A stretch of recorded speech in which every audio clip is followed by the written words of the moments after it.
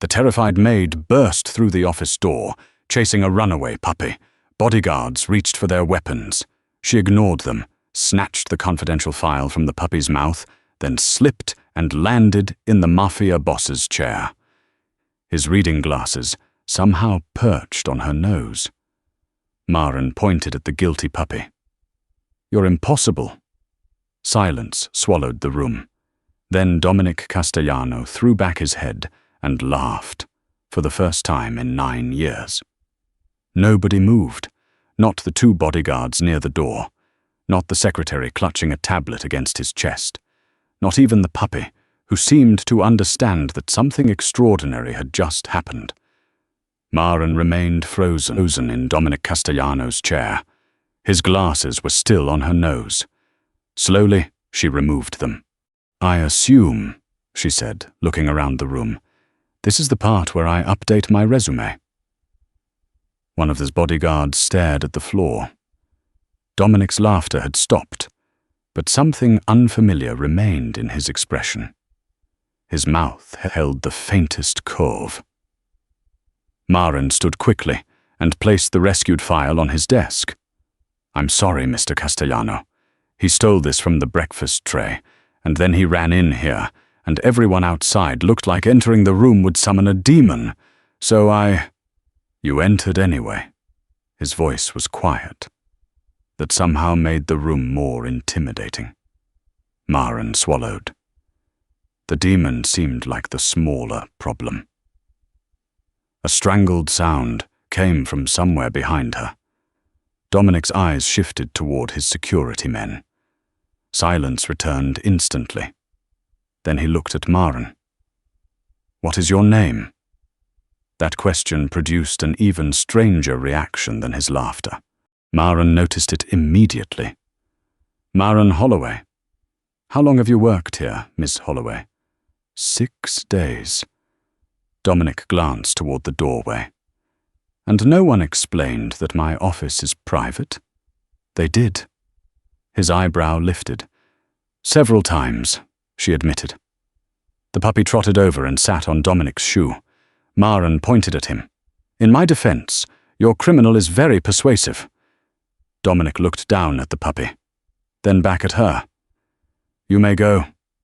Maren blinked. "That's it?" Victoria Sloane appeared in the doorway before anyone could answer. Perfect posture, perfect dark suit, perfect expression of controlled horror. "Mr. Castellano, I apologize. Ms. Holloway is temporary staff. I assure you this breach will be addressed immediately."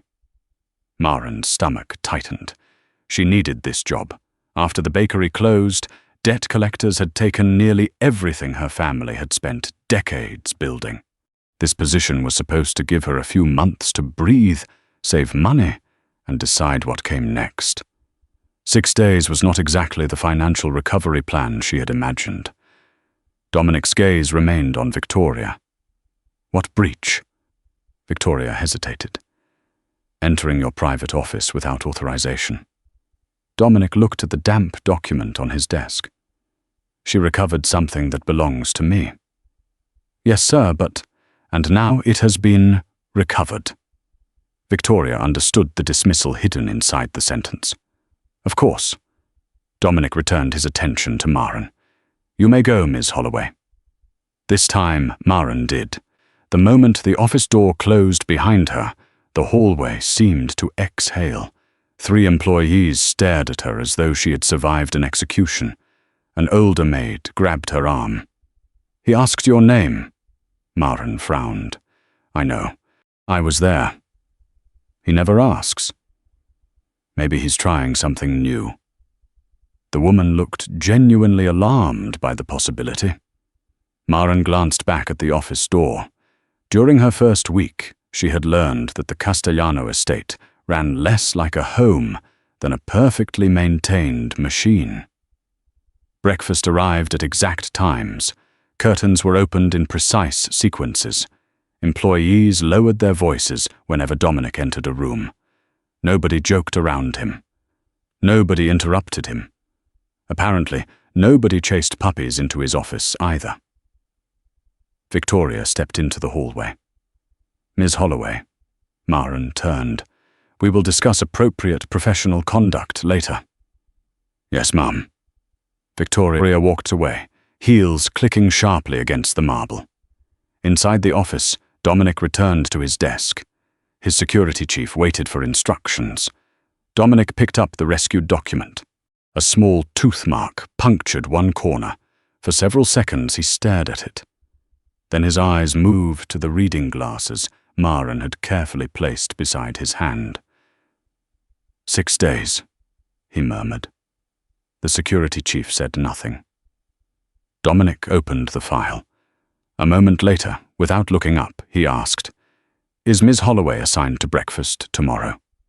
At 7 the next morning, Maren entered the breakfast room, carrying a silver coffee service, and discovered Dominic already seated at the table. She nearly turned around.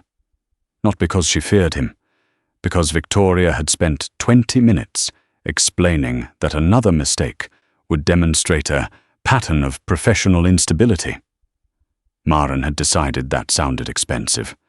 She placed Dominic's coffee beside him. "Good morning, Mr. Castellano." "Miss Holloway."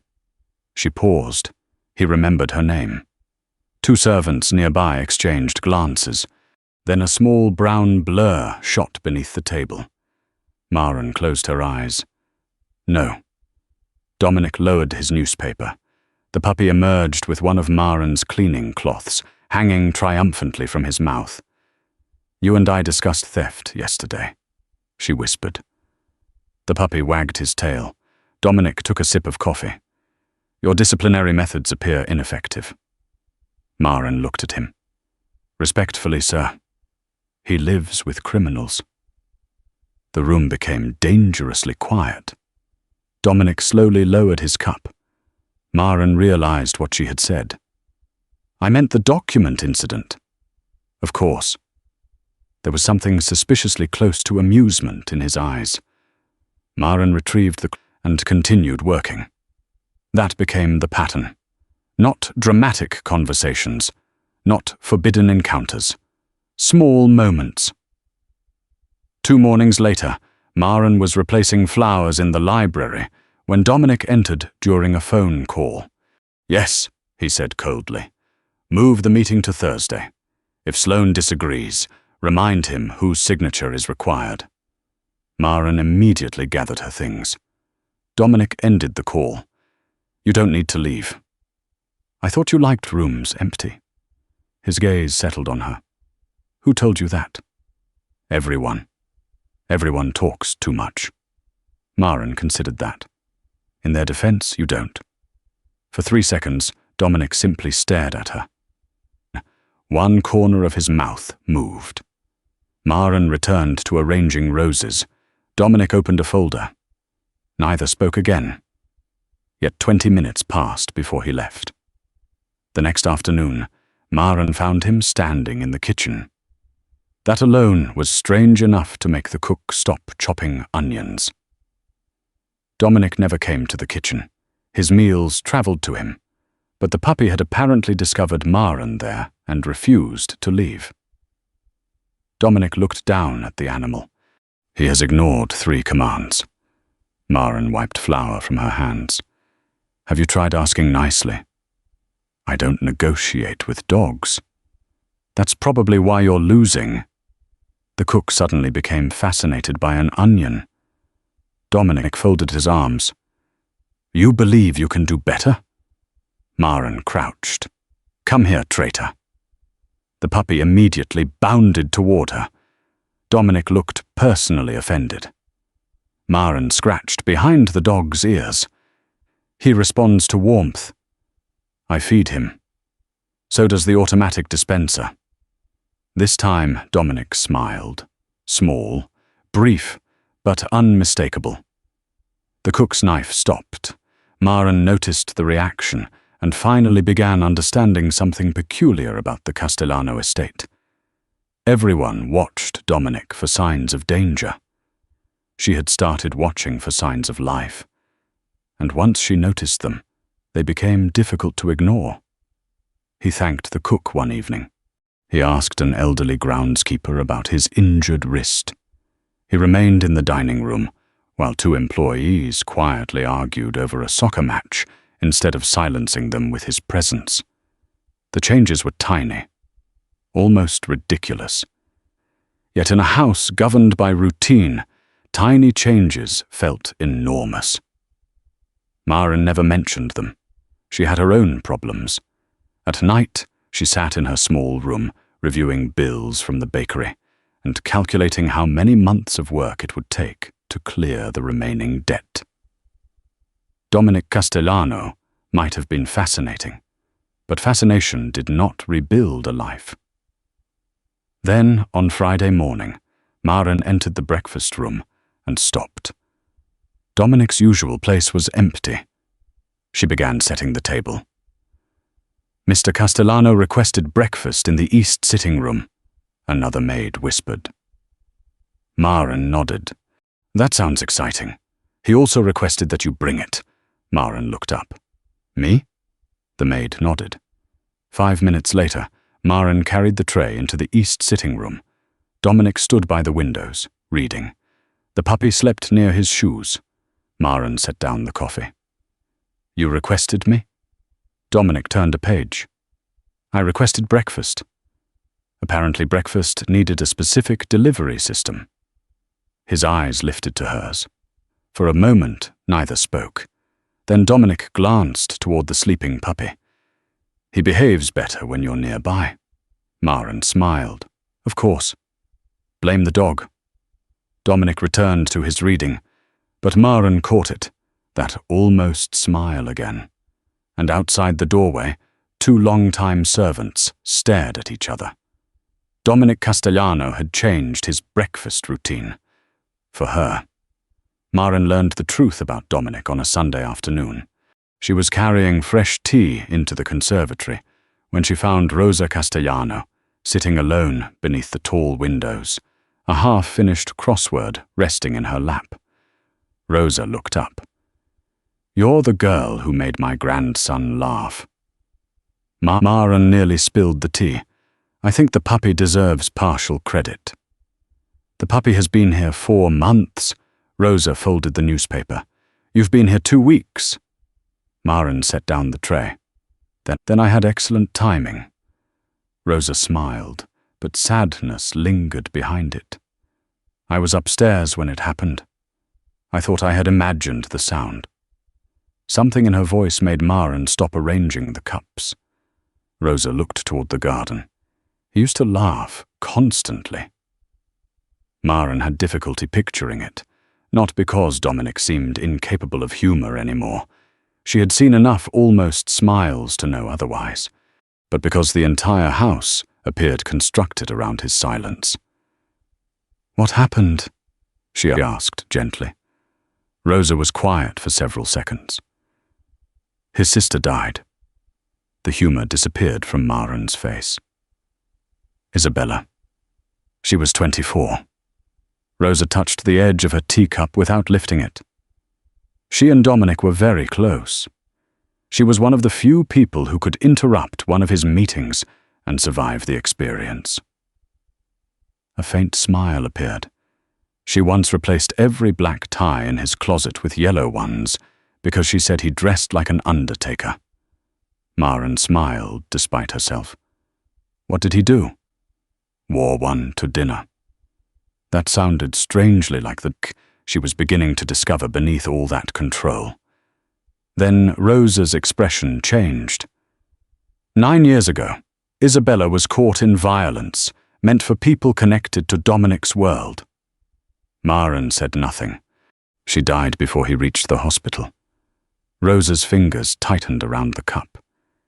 He blamed himself. Outside, rain tapped softly against the glass. He stopped attending family dinners, stopped celebrating his birthday. He worked constantly. He made sure everyone around him was protected, provided for, watched over. Rosa looked at Maren. But being alive and living are not the same thing. Maren thought of Dominic eating alone, of employees lowering their voices when he entered, of breakfast arriving at exact times, a mansion so beautiful that people would photograph it for magazines, yet so quiet that laughter sounded like breaking glass. He loved her, Maren said. He still does.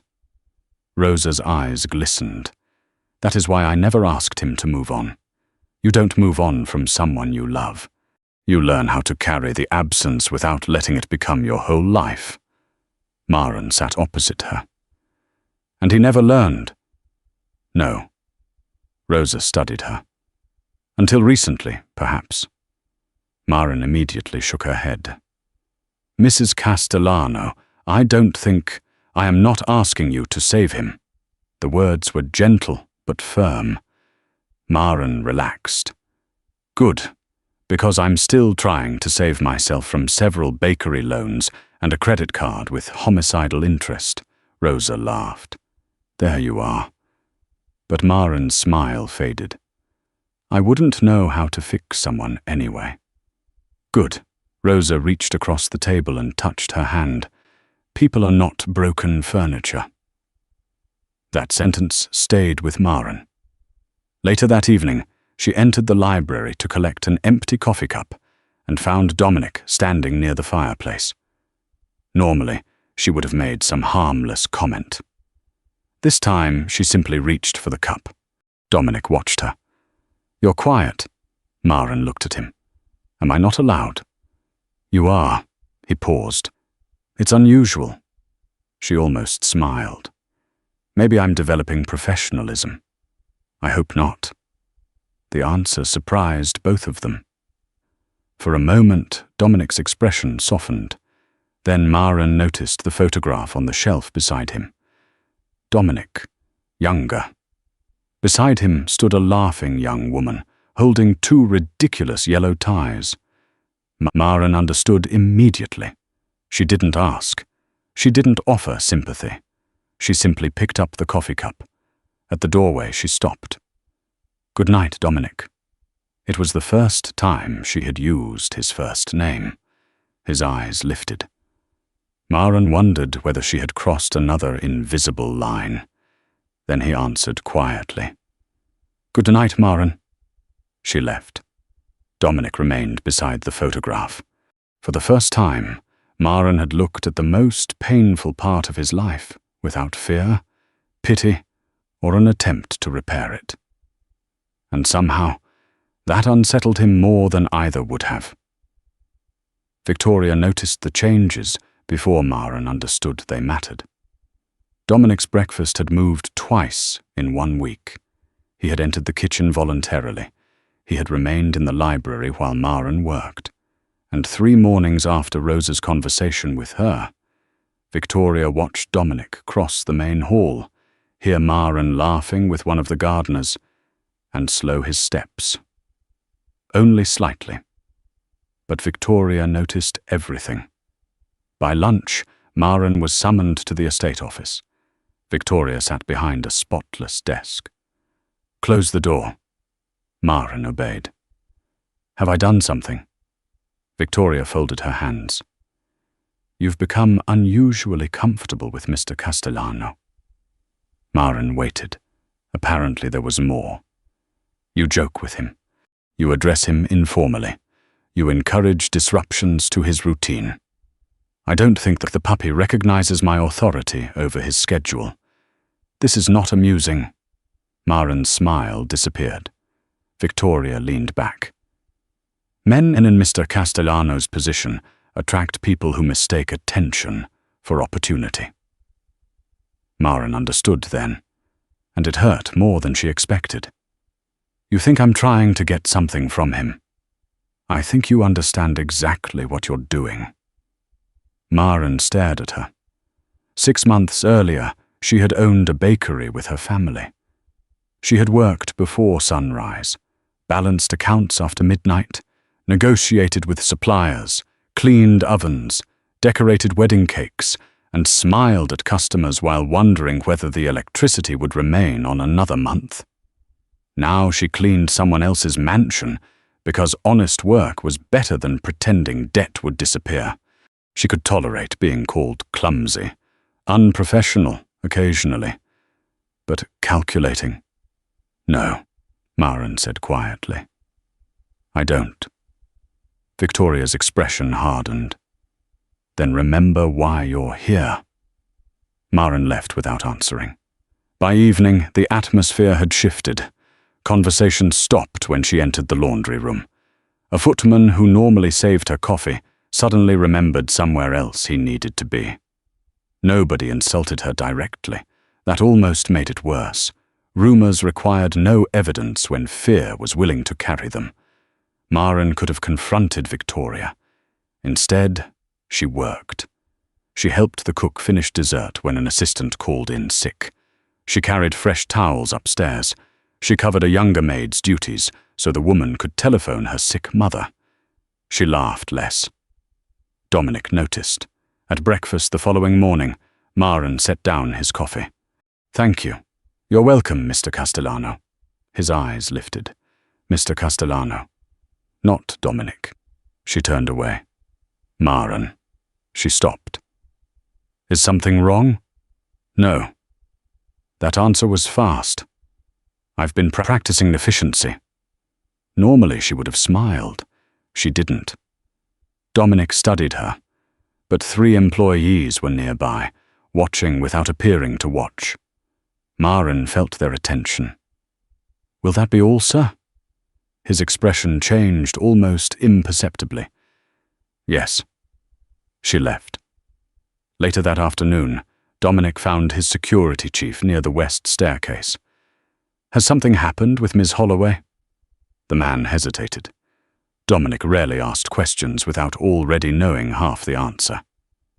There's been talk among the staff. What kind of talk? That she's encouraged your attention. Dominic's face became still. Encouraged it? Yes, sir. Who started this? Another hesitation. Mr. Castellano, I'm not asking so I can punish half the household. That answer surprised the man. Dominic looked toward the corridor where Maren had disappeared that morning. For years, his employees had learned to fear his attention. Now Maren was being punished by others simply because she had received it. The realization sat badly with him. That evening, he passed the staff dining room and saw Maren through the partially open door. She was helping the same footman who had avoided her earlier carry a heavy tray. He said something apologetic. Maren shrugged and smiled. No retaliation, no performance, no attempt to make herself look wounded. Dominic continued walking. At the end of the corridor, he stopped. For 9 years he had believed distance protected people. Distance prevented attachment. Distance prevented weakness. Distance prevented loss. But Maren had somehow stepped across that distance without asking for anything. And now the household was making her pay for standing there. Dominic glanced back toward the dining room. For the first time, he understood that allowing Maren into his life was not the only choice with consequences. Keeping her there without protecting her dignity had consequences too. Dominic did not confront Victoria. He did something far more noticeable. The next morning he walked into the staff dining room. Conversation died instantly. A fork struck a plate. Someone stood so quickly his chair scraped backward. Dominic looked around the long table. Sit. Everyone sat. Maren stood near the coffee station holding a piece of toast. Her expression suggested she was wondering whether she had somehow caused this too. Dominic pulled out an empty chair, the chair beside hers. Coffee. 3 people reached for the pot. Maren got there first. You know, she murmured while filling his cup, most people say good morning before terrifying an entire room. Dominic accepted the coffee. Good morning. The room stared. Maren looked around. See? Growth. A bodyguard coughed into his fist. Dominic glanced toward him. The man immediately studied his breakfast, but Dominic did not reprimand him. He simply buttered a piece of toast. That morning became the first of many small rebellions against 9 years of silence. Dominic did not suddenly become sociable. He still conducted meetings with brutal efficiency. Employees still straightened when he entered. Business executives still discovered that his quietest voice usually meant an argument had ended.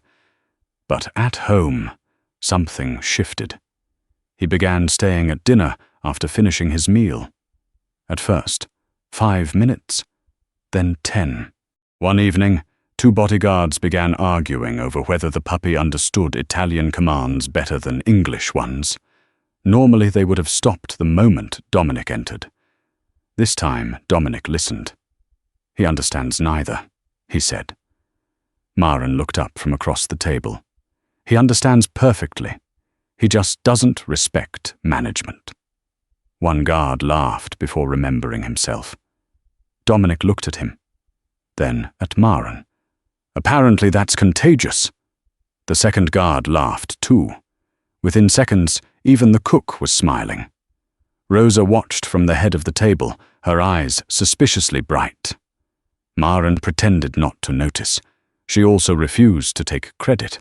When the gardener thanked her for changing the house, she shook her head. "I didn't change anybody. You changed him." "No." Across the courtyard, Dominic was crouched beside the puppy, removing a leaf caught in its collar. Maren watched him for a moment. "He's changing himself." That distinction mattered to her. Dominic was not a project, neither was she. Her bakery debt still existed. Her future remained uncertain. Some nights she missed the smell of bread before sunrise so badly that she could almost hear her father's old mixer rattling in the back room. Dominic began noticing those quiet moments too. One evening, he found her alone in the kitchen, kneading dough. Everyone else had gone. "What are you doing?" Maren glanced at the clock. "Committing unauthorized baking." He leaned against the counter. "I own the kitchen." "Then I'm stealing your flour. Should I call security?" "They've tasted my cinnamon rolls. They won't help you." Dominic almost smiled. Then he noticed her expression. "This was your work before. My family's bakery. You miss it." It was not a question. Maren pressed her palms into the dough. "I miss what it felt like before every invoice became something to be afraid of." Dominic could have offered money. For him, the debt was probably insignificant. He didn't. Maren appreciated that more than she could explain. Instead, he rolled up his sleeves. "What do I do?" She stared. "You?" "Yes. You negotiate billion-dollar deals. I've been informed those skills don't translate to bread." "Who told you that?" "You. Just now." She laughed, then pushed a bowl toward him. 10 minutes later, flour dusted the front of Dominic Castellano's black shirt. Maren looked at him and failed completely to hide her amusement. "Say nothing." "I wasn't going to." "You were." "I was going to ask whether intimidation works on yeast." Dominic laughed, not loudly, not like that first impossible morning. This laugh was easier, natural, and that was somehow more important. Neither noticed Rosa standing beyond the kitchen doorway. She quietly walked away before they could see her wiping her eyes. By the following week, laughter no longer caused the mansion to freeze. People still noticed, but they no longer looked frightened by it. The house had begun remembering what ordinary life sounded like, and Dominic had begun finding reasons to be wherever Maren was. Sometimes it was breakfast, sometimes the library, sometimes a kitchen he had ignored for years. Neither mentioned the pattern. Until one evening, Maren received a call about temporary work at another estate. Dominic happened to pass the open sitting room door as she said, "Yes, my position here was only supposed to last a few months." He stopped. Maren continued speaking, unaware of him. I haven't decided yet. Dominic walked on before she saw him, but something cold settled beneath his ribs. For weeks, he had been thinking about how much the house had changed since Maren arrived. He had never considered what would happen when she left. For the first time, he did, and the thought disturbed him far more than it should have. Damien Cross did not threaten Maren. He barely knew she existed. What he knew was that Dominic Castellano had changed. He had declined 2 unnecessary confrontations in 3 months. He had left a private dinner early to return home. And during a negotiation over a waterfront development, he had refused to let Damien provoke him into an impulsive decision. Damien mistook control for softness, so he applied pressure where powerful men usually felt it most. Business. A week after Maren received the call about the other estate, Dominic hosted a closed meeting with investors at the mansion. Damien had arranged for a compromised contractor to gain temporary access through the catering company and remove records connected to the waterfront deal. The plan was simple. Enter. Take the documents. Leave. Maren ruined it by being observant.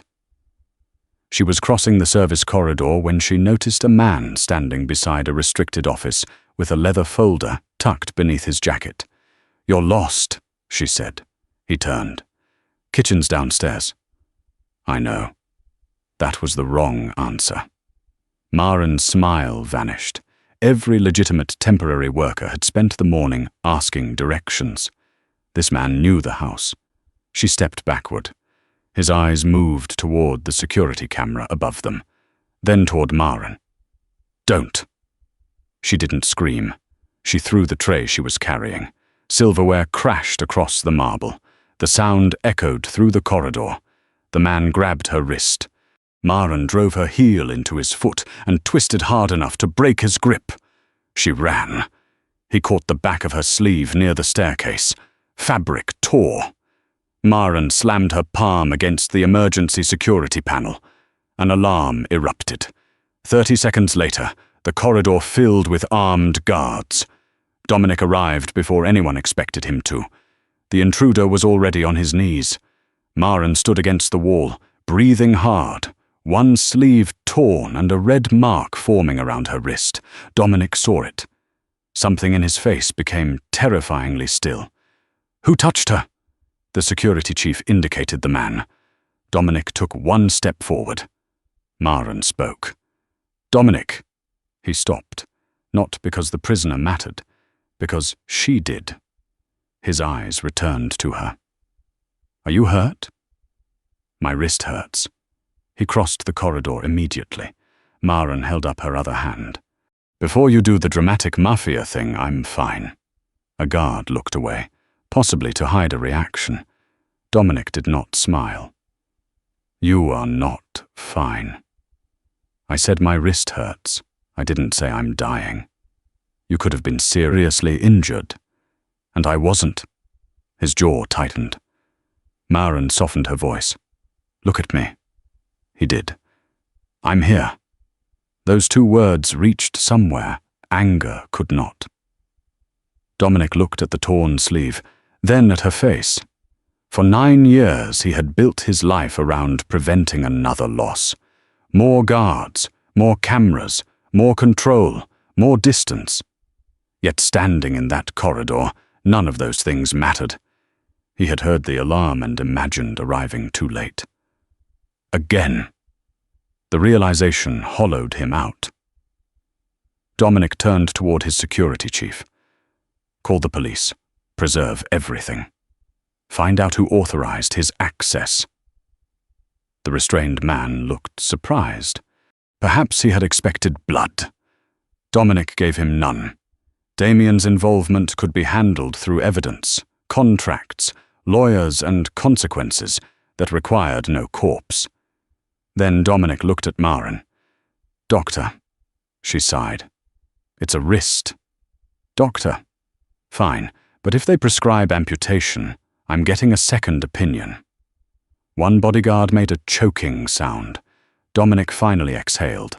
Hours later, after the doctor confirmed a mild sprain, Maren found Dominic alone on the terrace. She had expected anger. Instead, he looked tired. "You shouldn't be out here," he said. "My wrist is injured. My legs remain fully operational." He glanced at the bandage. "You fought him." I objected to being grabbed." A faint, almost smile appeared and vanished. Then Dominic became quiet. Maren understood this silence now. It was not coldness. It was fear with nowhere to go. "You couldn't have known," she said. "I should have." "No. Maren, you don't get to make yourself responsible for every bad thing that happens within 50 miles of you." His eyes hardened. "You don't understand." "I understand enough." She stepped closer. "You protected me when you knew there was danger. I protected myself before you got there. Both things can be true." Dominic stared at her. Nobody spoke to him like that. Nobody reminded him that protection did not require ownership. "You're considering another job," he said suddenly. Maren blinked. "So that was underneath this too." "I haven't decided." Dominic looked away. He had faced enemies without hesitation. Yet, asking her to stay felt infinitely more dangerous. When he finally spoke, his voice was low. "I thought the alarm meant I was going to lose you." Maren's breath caught. Dominic looked at her again, and neither of them could pretend anymore that this was simply concern for an employee. For 3 days, neither of them mentioned what Dominic had said on the terrace. They did not need to. Something had shifted. Maren still brought coffee into the breakfast room. Dominic still pretended the puppy was the reason he sometimes appeared in the kitchen. They still argued about whether a billionaire should be capable of operating a toaster without assistance. But now every ordinary moment carried the memory of one extraordinary sentence. "I thought the alarm meant I was going to lose you." On the 4th evening, Maren found Dominic in the library. A folder rested unopened on his desk. "You're staring at paperwork," she said. "I've been accused of worse." She smiled. Dominic gestured toward the chair opposite him. Maren sat. "I spoke to Victoria today," he said. Her smile faded. "I didn't ask you to fire her." "I didn't." Maren waited. She admitted what she did. She also admitted why. Dominic looked toward the dark windows. She believed the household required order. Somewhere along the way, she confused order with making everyone afraid to breathe. "That sounds familiar." His eyes returned to hers. Maren immediately regretted nothing. Dominic almost smiled. "Victoria will remain under stricter boundaries." She apologized to the staff. "And to me." "I know." Maren studied him. "You could have fired her." "Yes. Why didn't you?" "Because people should be allowed to become better than their worst decision." The answer surprised her. 9 years ago, perhaps Dominic would have answered differently. Maybe even 3 months ago. Maren leaned back. "Careful. That sounded emotionally healthy. I can have security remove you." "There he is." Dominic laughed softly. Then the laughter faded, leaving something warmer behind. "Maren." She recognized the tone. No joke waiting underneath it. "What? Are you leaving?" The question was simple. Her answer was not. "My temporary contract ends next month." "I know. I still have debt. I know that too." She narrowed her eyes. "You investigated me?" "I employ people who investigate everyone." That is an extremely Mafia boss answer. "I could lie. Please don't." Dominic rose and walked toward the fireplace. "I could pay every debt you have tonight." Maren's expression tightened. He noticed. "I won't." She relaxed slightly. "Good." Because I know what that bakery meant to you.